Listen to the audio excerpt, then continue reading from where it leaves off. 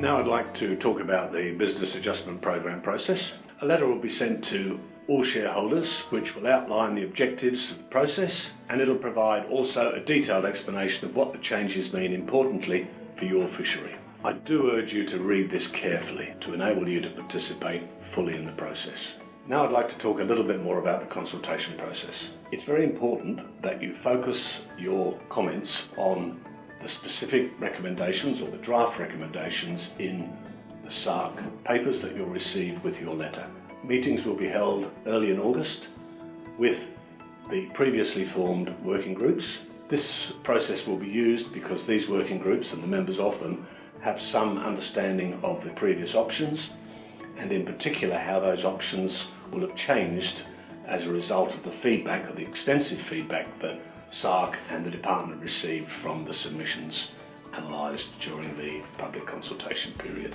In addition to meeting with the working groups, SARC will be taking advice from fishermen and other stakeholders in the form of email or mail submissions. The details for providing those will be contained in your letter. And now on to the revised exit grant process, which is an integral part of the Business Adjustment Programme. We have examined feedback on the original exit grant proposal. This exit grant proposal, or the original one, was or required fishers to go and find buyers and sellers, and if you like, pre-arrange these purchases and sales of shares individually. We felt, and we had the feedback, that this was could be an onerous process, and it would be much better if this was handled almost automatically through the exit grant process. So in response to this and other feedback, we've changed the exit grant proposal quite substantially. In particular, we've made sure that government subsidy goes to both the buyers and the sellers. This is important so that sellers can leave with some dignity, and that buyers importantly get some assistance to purchase those shares. And not everybody will need to purchase those shares, by the way, but those that do need to purchase those shares can do so at a realistic cost that won't drive them broke, but will enable them to have enough shares to undertake their business profitably and importantly build a good, secure future. The next part of the next change is that buyers and sellers will receive the same price.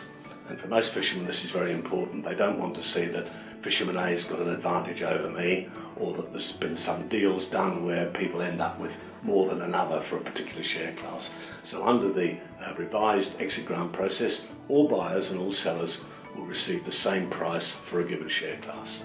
We believe this is a pretty significant advance in terms of equity and fairness. There'll also be no need, as I said earlier, for you to find individuals to find buyers or sellers. The brokerage and settlement will be done by the exit grant process itself. Finally, the exit grant process will recognise the value of cancelled fishing businesses. As we know, they've traded for some value over the years, so any exit grant process, and we've said this consistently, must recognise that value in some way, and this will occur under the revised programme.